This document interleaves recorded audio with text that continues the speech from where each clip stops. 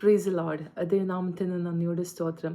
നമ്മൾ ന്യായാധിപന്മാരുടെ പുസ്തകം 6-ത്തെയും 7-ത്തെയും അധ്യായങ്ങൾ വായിക്കുമ്പോൾ അതിനകത്ത് 6-ത്തെ അധ്യായത്തിൽ നമ്മൾ വായിക്കുന്നുണ്ട്, മിദ്യാന്യരും അമാലേക്യരും കിഴക്കുദേശക്കാരും ഇസ്രയേൽ താഴ്വരയിൽ പാളയമിറങ്ങിയ സമയത്ത് യഹോവയുടെ ആത്മാവ് ഗിദെയോൻ്റെ മുകളിൽ വന്നിട്ട് ഗിദെയോൻ കാഹളമോതി അബിയേശ്വരെ വിളിച്ചു കൂട്ടുന്നുണ്ട്.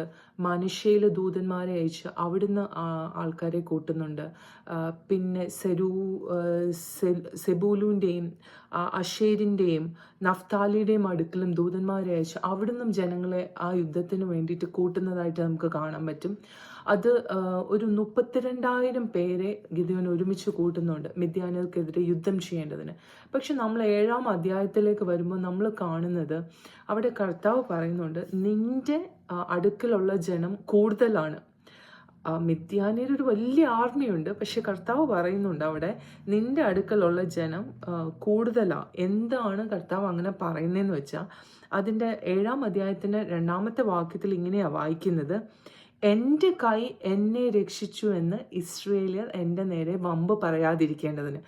ഇത്രയും ആൾക്കാരെ കൂട്ടിയിട്ട് ഇസ്രയേലിയർ പറയരുത്, ഞങ്ങൾ ഇത്രയും പേരുള്ളത് കൊണ്ടാണ് ഇതിനെ ജയിച്ചതെന്ന് അവർ പറയാതിരിക്കേണ്ടതിന് നീ അവരെ എൻ്റെ അടുക്കൽ കൂട്ടുക. അവരെ ഞാൻ കുറേ ടെസ്റ്റിലൂടെ അല്ലെങ്കിൽ പരീക്ഷകളിലൂടെ കടത്തിവിടും. അങ്ങനെ കടത്തിവിട്ടിട്ട് ആ പരീക്ഷകളെ ആര് ജയിക്കുന്നോ അത്രയും ആൾക്കാരായിരിക്കും നിൻ്റെ കൂടെ യുദ്ധം ചെയ്യുന്നതെന്ന്. അവിടെ പിന്നെ നമ്മൾ വായിക്കുമ്പോൾ കാണാം, പല പരീക്ഷകളിലൂടെ കടത്തിവിട്ടിട്ട് ഈ 32,000 പേരെന്നുള്ളത് 300 പേരിലേക്ക് കുറയുന്നതായിട്ട് നമുക്ക് കാണാൻ പറ്റുന്നുണ്ട്. അപ്പം അതിങ്ങനെ വായിച്ചുകൊണ്ടിരുന്നപ്പം എൻ്റെ ഉള്ളിൽ വന്ന ഒരു ചിന്ത ഇതാണ്, സിമിലർലി നമ്മുടെ ജീവിതത്തിലും പലപ്പോഴും പരീക്ഷകൾ കടന്നു വരാറുണ്ട്.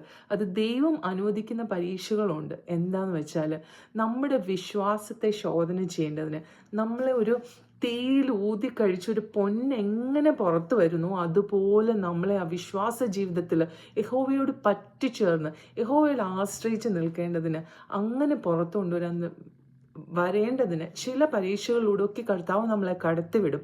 കാരണം അവിടെ കർത്താവ് ആഗ്രഹിക്കുന്നത് എൻ്റെ കുഞ്ഞ് എന്നിൽ ഡിപ്പെൻഡ് ചെയ്യണം, അവളുടെ വിശ്വാസം എന്നിലായിരിക്കണം, പൂർണ്ണ ട്രസ്റ്റും കർത്താവിലായിരിക്കണം.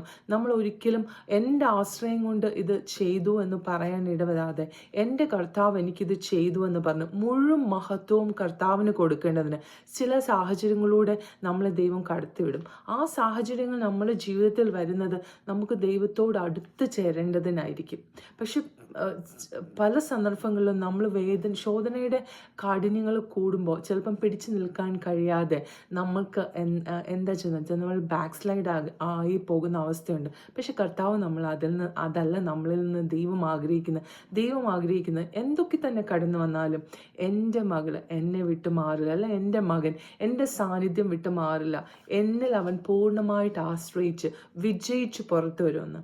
നമുക്കറിയാം ഈ ലോക സാഹചര്യങ്ങളൊക്കെ കാണിക്കുന്നത് കർത്താവിൻ്റെ വരവ് ഏറ്റവും അടുത്തിരിക്കുമ്പോൾ നമ്മൾ കർത്താവിന് വേണ്ടി ബലത്തോടെ നിന്ന് ആ കൃപയോടെ നിന്ന് നമ്മുടെ ജീവിതത്തിൽ കടന്നു വരുന്നതിൻ്റെ ഒക്കെ മധ്യത്തിൽ ജയിച്ച് കർത്താവിന് വേണ്ടി ഒരു എൻഡ് ടൈം ആർമിയായിട്ട്, ഒരു എൻഡ് ടൈം ബ്രൈഡായിട്ട് നമ്മളെ തന്നെ ഒരുക്കിയെടുക്കാൻ തക്കണം ഈ ദിവസങ്ങൾ നമുക്ക് ഇടയാകണം. അതിനുവേണ്ടി ദൈവത്തിൻ്റെ കൃപ ചോദിച്ചുകൊണ്ട് നമുക്ക് ഈ ദിവസങ്ങൾ പ്രാർത്ഥിക്കാം.